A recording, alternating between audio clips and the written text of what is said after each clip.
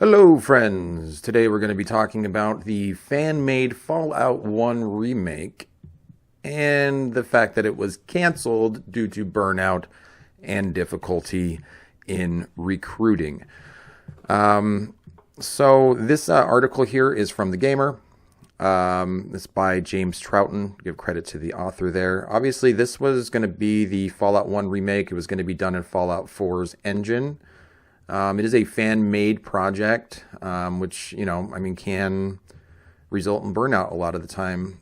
You got to think about the fact that a lot of these independent creators, they're not just creating, whatever they're trying to create. They've got a full-time job, they've got families, they've got kids, and they're not being paid, a lot of times for anything that they put out. So it's definitely something that can cause burnout. There's obviously, some things that can be more important in life than, putting out the content. But we'll go ahead and give a read through this article and see what they have to say. So, from the official statement, Vault 13 was suspended due to a combination of factors, including burnout, difficulty in recruiting, and retaining team members with niche skills and personal life changes among core team members, the official statement reads. This was not an easy decision, but we believe it is the right step at this stage of the journey. There was no infighting or cease and desist from Bethesda. Ultimately, it was an ambitious project being made with limited resources by volunteers. The decision was made to prioritize the well-being of project members. Obviously, like I just said, it was made to prioritize the well-being of project members. It's not like an angry thing or, people are holding grudges or any animosity or anything. It's just the fact that, they probably have a life and unfortunately this doesn't fit into it. That happens. Far be it for me to understand why Bethesda wouldn't just pick this up and make this, part of their library. I feel like a remake of Fallout 1, Fallout 2, certainly Fallout 3, and everybody would buy a remake of Fallout New Vegas. I don't know if it's on the docket, but as far as the members of this project have said, it's not a cease and desist situation. And if Bethesda was planning on making a competing project, they probably would have served a cease and desist. So that's probably not in the cards just because of those things. Now, Gamer continues, back in August, Project Vault 13 released a playable demo after months of radio silence, signaling that huge progress was being made behind the scenes. This bite-sized peek at the opening went down incredibly well with the community, but unfortunately, as the statement explains, recruitment continued to be an issue even with the newfound spotlight. With a hobbyist project, getting volunteers is half the battle. And they do note that Project Arroyo, a fan-made remake of Fallout 2, works in collaboration with Vault 13, even sharing assets. They've reached out to ask how the cancellation has impacted their team. So Project Arroyo is apparently still in the works. I haven't heard anything about that being canceled or shut down, so it's got to be like a completely separate team.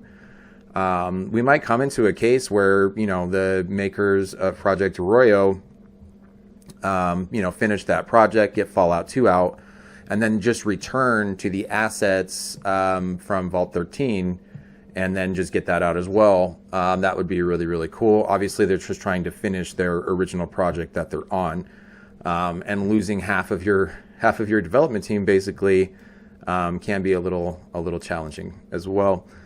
However, the work so far isn't for nothing. Vault 13 co-leader and founder Colin Wino revealed that the team will release a full build in the coming weeks to Nexus, which will include all of the unfinished content. This is so that anyone who wants to pick up the pieces and keep Vault 13 alive can do so, and to simply preserve all of the hard work these developers have done in their spare time. The team also plans to release a retrospective looking back at the entirety of Vault 13's development history, celebrating the highs, the lessons learned, and the passion that drove this project.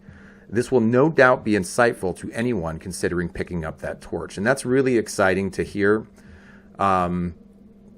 You know, I think that takes a really big person, to be honest, to just realize, like, listen, I've created this thing. Everybody's waiting for it. I can't finish it. So here it is. And then anybody else who wants to, you know, tie the string on this, just you go ahead and you do it. You know, a lot of people would be bitter, right? And then just be like, hey, if I'm not making this, then nobody's making it, and then just keep it to themselves. So I think that's shows a lot of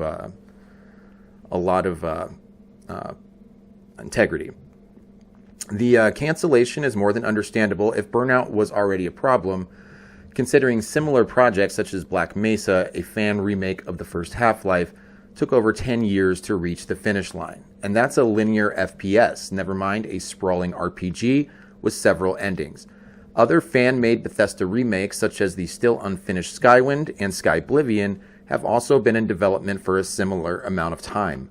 To say the least, Vault 13 was unbelievably ambitious. And yes, it was. And I'm going to reiterate again, you know, with respect to independent creators, like, this is Bethesda's job. I mean, it's their IP. This is just leaving money on the table. It's been confusing to me for years, you know, why we've not gotten a remake of Fallout 1 or Fallout 2. I mean, look, they could do the exact same thing that Baldur's Gate, or you know, BioWare did with Baldur's Gate, or so on and so forth. Like, these remasters don't necessarily have to be done by your core development team. There's all kinds of developers out there, and that's their whole job, is taking games and, you know, remastering them and then putting them out. So there's no reason why you couldn't go to a third party, have them do remakes of Fallout 1 and 2, and then just give them a percentage of whatever and I'm telling you, this incredibly large proceeds would be. You know, everybody would play these. Like, I don't understand why you're leaving money on the table and leaving them in antiquity. From a game preservation standpoint, I would really like to see them redone and brought up to the modern age. I think at the end of the day, especially, you know, in the case of Fallout 2, there's a lot of themes and dialogues that might at this point get him like an M rating. So it can be a little, you know, scary. But honestly, what I would do is just remake it, slap an M rating on there, and everybody's going to buy it anyway. You know, do you think an M rating stopped me when I was getting Grand Theft Auto Vice City? No, it didn't stop me. It doesn't stop anybody. So I don't understand why people are so, you know, worried about the rating system anyway.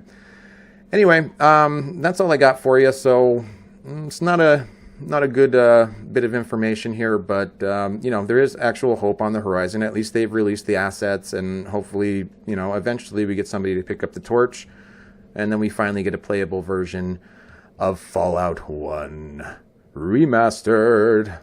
All right. Otherwise, I love you.